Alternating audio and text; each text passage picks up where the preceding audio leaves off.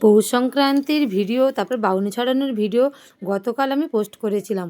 কিন্তু আজকে আমি ভিডিওটা পোস্ট করব আমি কি কি পিঠে তৈরি করলাম। এই দেখুন, এটাকে বলা হয় আমাদের পৌষ খোলা জ্বালানো। এই আমি উনুনে আগুনটা ধরিয়ে দিয়ে আর তারপর আমি এই একটা মাটির ছাঁচ কিনে এনেছিলাম, সেটা দিয়ে বসিয়ে দিলাম। এই মাটির ছাঁচের মধ্যে একটু তুষ বা নুন দিয়ে ভালো করে পুড়িয়ে নিতে হয়। আর কিছু নারকেল আমি ভেঙে নিয়েছি, এই নারকেলগুলো দিয়ে দেখা যাক কী পিঠে করা যায়। ওদিকে তখন তুষটা পুড়তে কিন্তু একটু সময় লাগবে, আর সেই ফাঁকে আমি নারকেলটা কিন্তু কুড়ে নেবো। ওই জন্য এই ব্যবস্থা, এক হাতে সবগুলো তো করতে হবে, তাতে কোনো রকম সময় নষ্ট হবে না। এই দেখুন, আমার তুষটা পোড়ানো হয়ে গিয়েছে। তারপর আমি এই যে গোলাটা গুলে রেখেছিলাম, চালের গোলাটা সামান্য একটু গরম জল আর নুন দিয়ে কিন্তু গোলাটা গুলেছিলাম, সেই দিয়ে দিলাম। দিয়ে তারপর এইভাবে ঢাকাটা দিয়ে দিচ্ছি। আর এই পিঠেটা হতে কিন্তু একটু সময় লাগে, একটা একটা করে ধৈর্য ধরে অনেকটা সময় লাগে করতে হয়। আর এই দেখুন, এদিকে আমি সেই নারকেলগুলো কুড়ছি থেকে থেকে, আর একটা করে পিঠে আমি এইভাবে তৈরি করে নিচ্ছি, তুলে নিচ্ছি পিঠে। আর আমাদের এখানে নিয়ম জানেন তো, প্রথম যে 3টে পিঠে তৈরি করব, সেই 3টে পিঠে কিন্তু আমাদের বাড়ির কারোর খেতে নেই। সেগুলোকে আমাদের পুকুরে বা কুকুর বা এখানে যেই গরু আছে সেগুলোকে দিতে হয়। এই দেখুন, আবার আরেকটা পিঠে আমি তৈরি করলাম, দিয়ে আবার চাপা দিয়ে দেবো, দিয়ে আবার কিন্তু আমি নারকেলটা কুড়তে থেকে যাব। নারকেল কোড়াও আমার অনেকগুলো হয়ে গেল। আর এক এক করে কিন্তু আমার এই আজকে পিঠে বলুন আর চিতে পিঠে বলুন, সেগুলো কিন্তু হয়ে গেল। আর প্রথম 3টে পিঠে নিয়ে আমি দিচ্ছি কুকুরকে। এই আমাদের উঠোনে অনেকগুলো কুকুর থাকে, আর এরা কিন্তু সারাদিন খাচ্ছে, আর আমাদের বাড়ি পাহারাও দিচ্ছে। এই দেখুন, আর কি দিতে হয় গরু আর পুকুর। এখন তো সামনের পুকুরটা ছেঁচে দিয়েছে, আর জল নেই, আর গরু তো কারোর বাড়িতে নেই। এই কুকুরকে আমি পিঠে দিয়ে তারপর আমি চলে আসছি আবার এই সরু চৌড়ি করতে, যেটাকে বলে ডালের পিঠে। এখানে কিন্তু বিউলির ডালটা একটু ভালো করে আমি পেস্ট করে নিয়ে চাল গুঁড়ো দিয়ে আর ওই সময় একটু গরম জল করে ভালো করে আমি গোলাটা তৈরি করে নিয়েছি। নিয়ে কড়াইতে সামান্য একটু ব্রাশ করে তেল দিয়ে দিয়েছি, দিয়ে এক এক করে কিন্তু এইভাবে সরিচুগুলিগুলো করে নিচ্ছি। এই দেখুন, কী সুন্দর কাগজের মতন পাতলা করে উঠে যাবে। আর অনেকটা গোলা কিন্তু গুলে নিয়েছি এই সরিচুগুলিগুলো দিয়ে, আর গুড় দিয়ে খেতে কিন্তু খুব ভালো লাগে। দেখেছেন তো, এরকম করে ঘুরিয়ে ঘুরিয়ে আমরা কিন্তু এভাবে পিঠেগুলো করি। আর এটা কিন্তু বেশি সময়ও লাগে না, একটুখানি কড়ার মধ্যে দিয়ে একটু চাপা দিলে কিন্তু পটপট করে উঠে যায়। এই দেখুন, কী সুন্দর কাগজের মতন করে উঠে যাচ্ছে না, সেই পুরো ধোসার মতন কিন্তু খেতে লাগে। আমার তো খুব দারুণ খেতে লাগে এই সরিচুগড়িগুলো। চাল যত বেশি দেওয়া যাবে তত কিন্তু এর টেস্ট হবে খুব ভালো, আর এটা নরম হবে। এই এক এক করে কিন্তু আমি আবার করছি, আর এইগুলো কিন্তু কাঠের জালে বেশ ভালোই হয়। এই দেখেছেন, আর একদম চেলা কাঠ ধরে দিয়েছি, আমার এক গামলা কিন্তু এই সরিচুগলি পিঠে প্রায় হয়ে গেল। এগুলো কিন্তু অনেকে মাংসের তরকারি দিয়ে খায় বা সবজি তরকারি দিয়ে খায়, কিন্তু আমাদের বাড়িতে সবাই কিন্তু গুড় দিয়ে খেতে ভালোবাসে। আবার একটা কথা বলতে বলতে আবার একটা আমি এই পিঠে তৈরি করে নিচ্ছি। কিন্তু একটু উল্টোপাল্টা হয়ে গেলে, জল গরম ঠান্ডা বা বেশি, বা চালের গুঁড়ো একটু পাতলা বা ঘন হয়ে গেলে কিন্তু এই পিঠেটা তো ভালো হবে না, আর উঠবেও না। দেখেছেন তো, গোলাটা ঠিকঠাক করতে পারলে কিন্তু বেশ পাতলা করে পটপট করে কিন্তু উঠে যাবে। এই এক গামলা আমার সরিচুগলি পিঠে করা হয়ে গিয়েছে।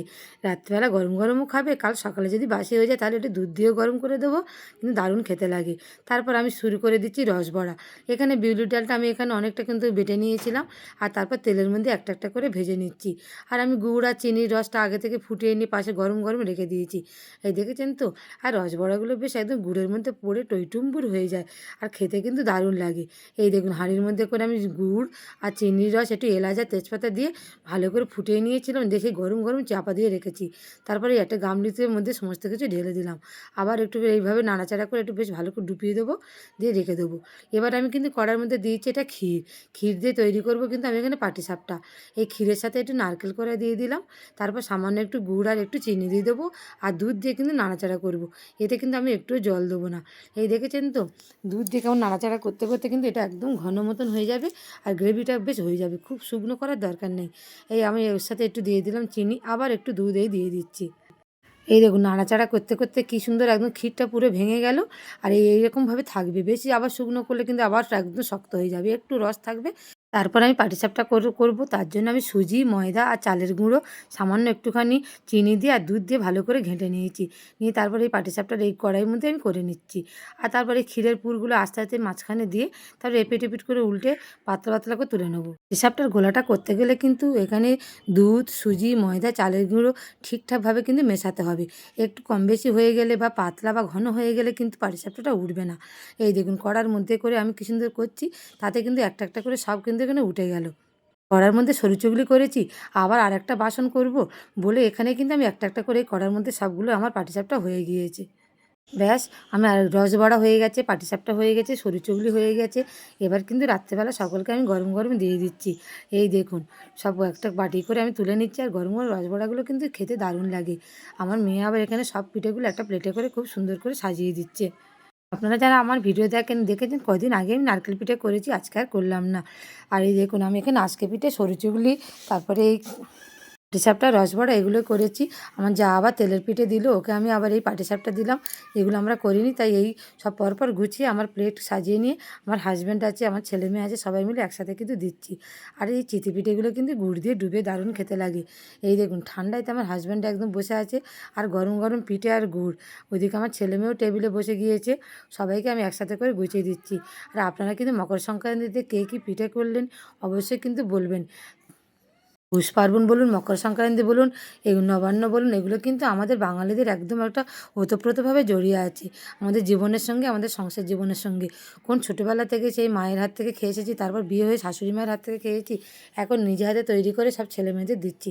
এইভাবে আমাদের প্রজন্মের পর প্রজন্ম কিন্তু এগিয়ে যাচ্ছে। এই পিঠেগুলো করা রয়েছে, আর পরের দিন কিন্তু আমাদের হবে বাস্তু পুজো। এই বাস্তু পুজো যতক্ষণ না হয় ততক্ষণ কিন্তু রান্না করতে নেই।